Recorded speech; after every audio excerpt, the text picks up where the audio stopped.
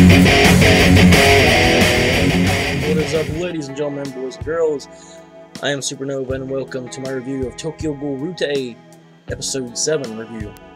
Now, first and foremost, this is my second take. I forgot to, as always, check the audio, which mic I was on, and obviously I was on my shitty mic. So, second take, second try, let's go. And beforehand, I want to say, before this video goes any longer, if the video is lagging at any point in time, because my webcam has been doing that recently, I don't know why. Today's been a shitty day, very slow, very awful. So if it has, my apologies in advance. I'm very sorry. I'm uploading my reviews for Bleach and Touka, so let's just get into this. I need to get this done, that way I can wake up in the morning and we'll upload this to YouTube, that way I don't worry about anything before I go to work. So let's dive into this episode. This episode is it seemed very short, for me at least. It seemed short because not much was going on, but we did get a few revelations.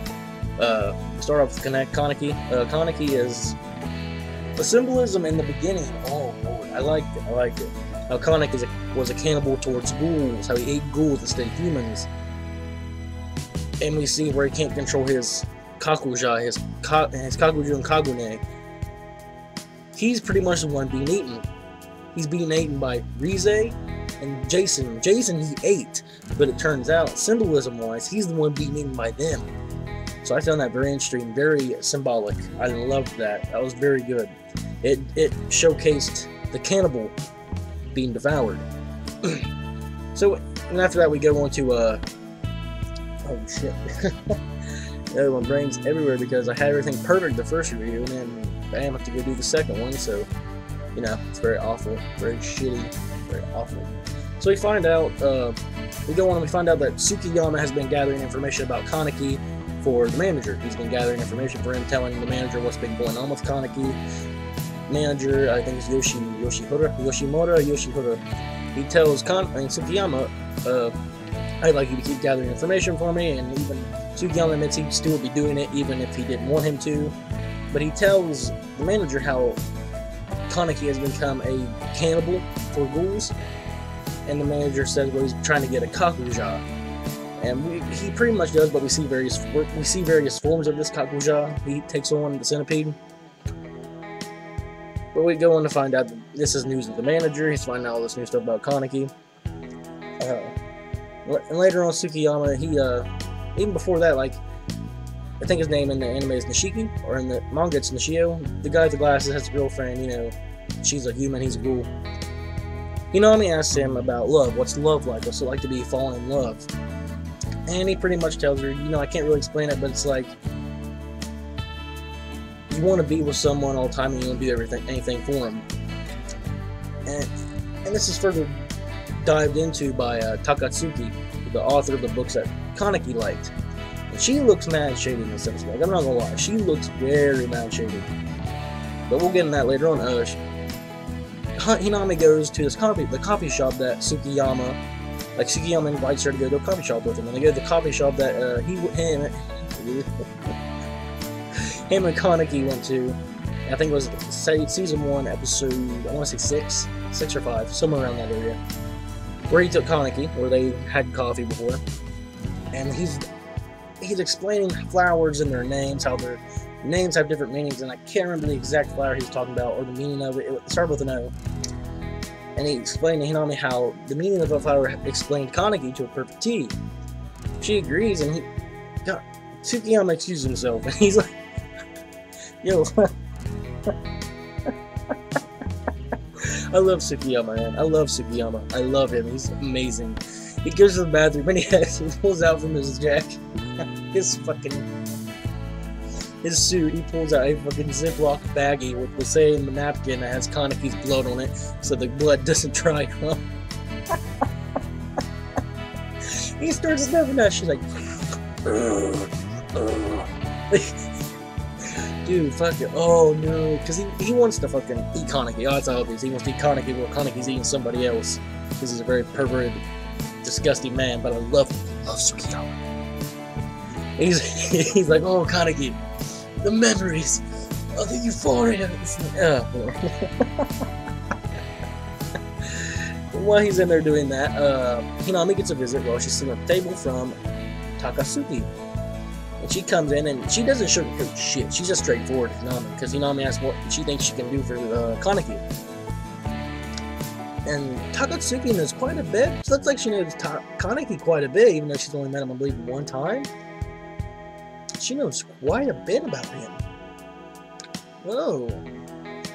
Like, she knows, like, she don't even know him that well. She pretty much explains his character, his mindset, the way he is, his personality. She tells her, like, you're someone who wants to love. He's somebody who wants to be loved. You're two completely different breeds. And that you can't help him in the state you're in. Oh, the shadiness of this bitch. Like, and it goes further in the episode. Because she goes on to CCG with Shinohara and Juzo. She has an interview with them. And she asked Shinohara, do you think it's possible to make a human a ghoul? Do you think you can make an artificial ghoul from either transplanting organs or the blood or so on and so forth? Shinohara, he's not a scientist in the CCG. He doesn't know. He's a field specialist. He's a field investigator. Investigator. What the fuck? He's a field investigator, so he doesn't really know. But he goes on to say, why would you make a more dangerous ghouls? And you see, that's a double-edged sword. Humans have been proven to be just as dangerous as ghouls. It's proven. Motto, prime example. He was the CCG, but he was a Quinque freak. Psycho, as Akira said everybody thought he was, which he was. Let's be honest. He's a prime example. Humans are just as dangerous as ghouls. There is no difference. There are bad ones, good ones. I explained this in the last episode review. But he says that, and then he goes on to say, oh shit. She goes on to ask him, she goes, when she asks about the artificial ghouls, Juzo, this looks like it hits Juzo quite a bit, because I think he's thinking back to the twins, how they both had one eye. And I think that really struck Juzo, as a little hard, because he just had that expression on his face, and he had that same expression until she left. And she starts to leave, and she asks their names, and well, she asks Juzo his name, he doesn't give her name. And before she leaves, once again, adding to the shadiness of this bitch, she tells them about, in the 20th ward, even before that, she tells them about how the coffee that she had was good. She leaves. She says, oh, by the way, in the 20th ward, there's a coffee shop called Anteiku. They have great coffee. And there's also a rumor about them. We don't find out what the rumor she said she's heard is until later on. But before that, we have a little bit of a homecoming. Yeah. Kaneki comes back. Kaneki comes back to Anteiku, which is a very heartwarming moment. And I guess he goes up to talk to the manager. We don't exactly know what their conversation was, but we know a little bit later on in the episode what they did talk about. He goes to talk to the manager. Hinami comes back, and she tells, like, I can't remember what her name was. It's one of the newer girls that works there. She tells her, because she dropped a plate when she saw Kaneki. She tells Hinami Kaneki is talking to the manager right now. Hinami runs to Touka. Tells Touka, Kaneki's back. Touka hauls ass. Kaneki leaves before Touka comes back. Touka enters Anteiku, and the girl says she just missed him.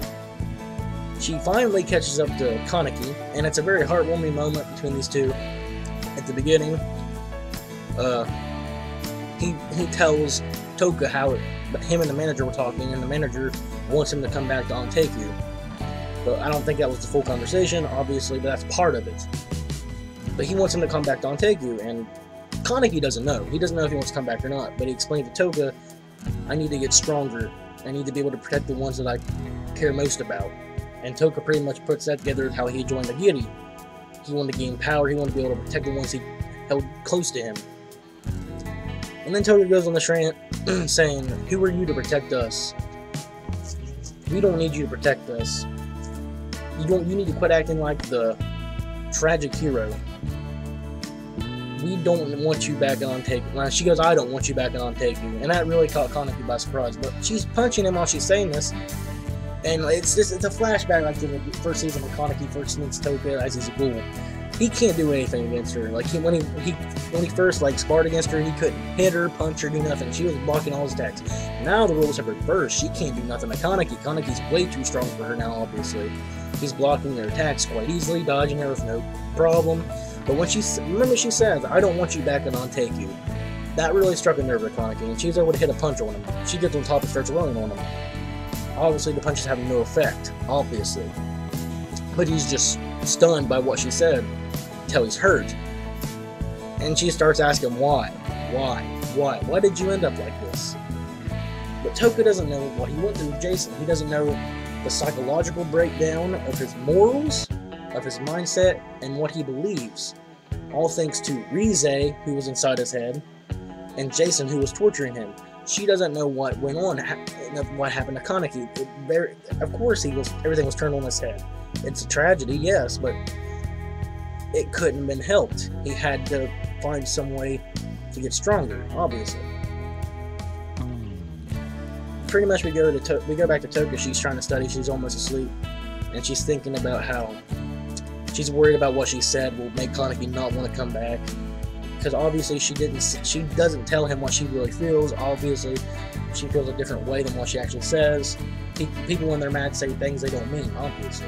Sometimes they do, but in this case, no. She doesn't mean anything she said. She wants Kaneki back. She wants him back with her and everyone else. That's very obvious. And before the end of the episode, we have a visitor in Anteiku. Shinohara and Juzo. And they come... And I'm guessing they come here because of Takatsuki, and once again adding to the shadiness of this bitch. She knows a lot. For an author of books, who has been, up until now, someone we usually forgot. She was just an author of the books Kaneki liked. Shinohara and Juzo come in. The manager comes, greets them, gives them food. And Shinohara looks at it, and Shinohara wanted to talk to the manager, and he asks him about Kaneki. Oh, he asks him about Kaneki. How Kaneki used to work for him, and asked if he knows anything about him. Manager says we haven't heard from him for 2 months. That he had an organ transplantation, and we heard he wasn't feeling well. You can tell Shinohara calls it, he's feeling bullshit from this. And he also asked the manager if they've ever met. Like, is it possible they met like on the battlefield? We don't know. We know the manager's a ghoul, but we don't know if they've ever met in the battlefield. So that was very interesting. How Shinohara seems like he's met the manager before. But yeah, he pretty much tells him thanks. He says the coffee was great, and before he walks out, you just see him going, "The coffee was great." Walks out, and he looks. Well, he don't look at Juzo. He pretty much talks to Juzo, saying, "We'll be back." So I'm guessing what Takatsuki gave him was that it's possible she heard a rumor that Anteiku was run by ghouls, and that King Kaneki worked there. I'm going to guess that's what she told him. Now, Takatsuki, she's looking mad shady. She could be a ghoul. I'm just going to say it right now. That's a possibility. She knows way too much than what she should. Way too much than what she should. She could be a ghoul and working for Aogiri and being an inside agent, giving hints for them to take out Anteiku, because Anteiku is an opposing force against Aogiri, obviously. So that could be one of the possibilities popping up, because we can assume she's a ghoul, because I don't think we can, because I don't think we've ever seen her eat food. We just seen her drink stuff. We've seen her drink coffee. So yeah, that also adds on to the possibility she's a ghoul working for Aogiri, or another organization that's out there we don't know. I mean, I don't know. I'm done. I'm done speculating. Type rating overall, the animation was solid. Pacing was good, very good. A lot of revelations. And overall, I give the I'm doing chapter ratings all day. I give the episode rating a good plus grade. Yeah, good plus grade. Yeah. And I'm done. As always, make sure to comment, rate, subscribe.